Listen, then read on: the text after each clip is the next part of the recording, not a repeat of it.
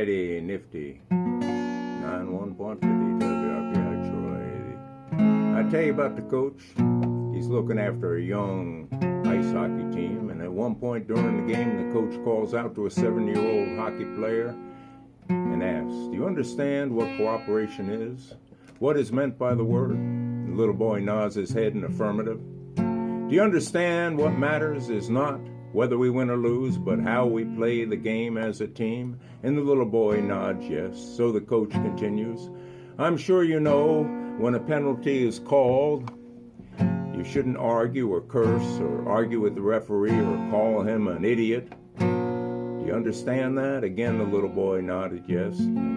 Coach continues, "And when I call you off the ice so another boy gets a chance to play, it's not good sportsmanship to call me a dummy." And again the little boy nodded. "Good," said the coach. "Now go over there and explain that to your mother, and your papa, and your grandpappy, and your whole family." Well, now, these were the days, those were the days, they were the days. Way back, we turned the clock back, and I thought it died and went to heaven. I was bouncing off snowbanks, 3 sheets to the wind, and those were the days, my friend, before civilization took over the range, took over these here mountains.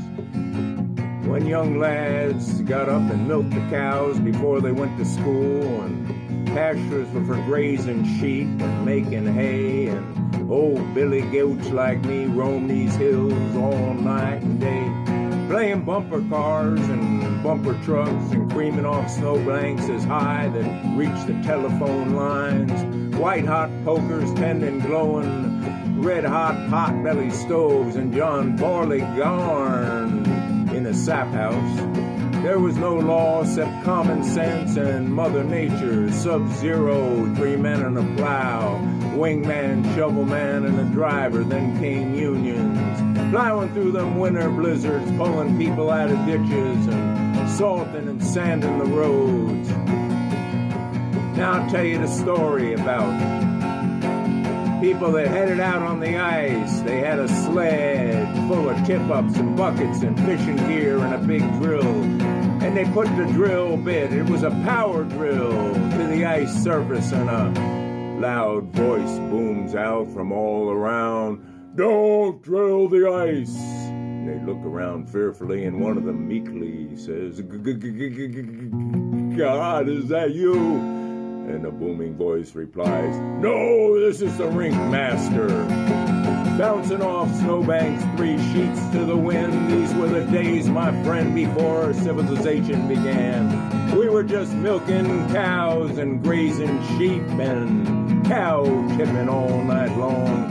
All us old Billy Goats roamed the hills way past midnight, playing bumper cars, creaming off snowbanks that reached the telephone lines, slipping and sliding and doing wheelies and, well, you know, red-hot pokers tending white-hot pot-belly stoves, John Barleycorn, sap houses, and oh, how we'd roam. No law, just common sense and Mother Nature's Sub-Zero temps.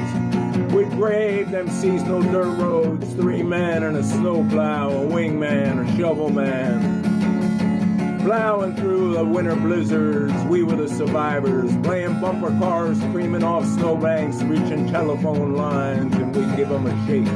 White-hot pokers tending pot-belly stove, John Barleycorn, till sap houses rose in the springtime glowed. That's how we'd roam. And then city slickers and silivation took over the hills. No more cow tipping nor sheep grazing. Dad don't milk no more cows, 'cause the milk truck don't come to these here hills. Bumper car pickup in the snow, just us and Mother Nature's decree. Running the power lines in the spring, partying all night long, till the time came to shovel the troughs. Bumper cars creaming off snowbanks, that's how it was. Reaching the telephone lines on top of snowbanks, and we'd shake them poles, white-hot pokers, tending red-hot potbelly stove, John Barleycorn and sap houses, oh how we'd roam. So here's to the good old days, to the good old days, to the good old days before John, Jake, and Jimmy met their maker. Those memories remain, gliding off snowbanks, in the mountains we reign. Now, I'm going to tell you about a young lad. This young lad, the young lad, see if I can do this. Young lad enters a barber shop and the barber whispers to the customers, "This is the dumbest kid in the world. Watch while I prove it to you." And the barber pulls $1 out of his pocket, puts it in his left hand and 2 quarters in his right hand. Calls the boy over and says, "Which do you want, son?" And the boy takes the quarters and leaves. "What did I tell you?" said the barber. "That kid never learns." Later, one of the customer leaves and sees the same young boy coming out of the ice cream parlor. "Hey, son, may I ask you a question? Why did you take the quarters instead of the $1? And the boy licks the cone and replies, "Because the day I take that $1, the game is over."